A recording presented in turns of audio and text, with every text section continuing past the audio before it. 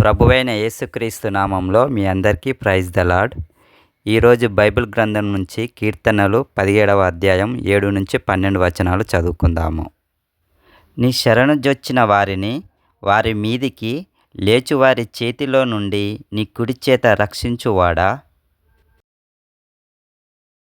నీ కృపాతిశయములను చూపుము.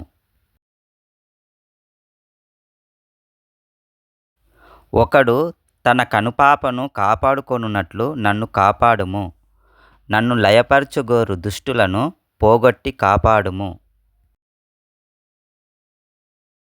నన్ను చుట్టుకొను నా ప్రాణ శత్రువుల చేత చిక్కకుండాను నీ రెక్కల నీడ క్రింద నన్ను దాచుము.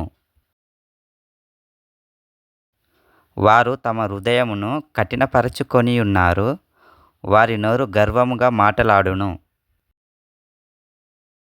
మా అడుగుజాడలను గుర్తుపట్టి వారిప్పుడు మమ్ము చుట్టుకొనియున్నారు, మమ్మును నేలకు కూల్చుటకు గురిచూచుచున్నారు. వారు చీల్చుటకు అతురపడు సింహము వలెను, చాటైన స్థలములలో పొంచు కొదమ సింహము వలెను ఉన్నారు. ఆమేన్.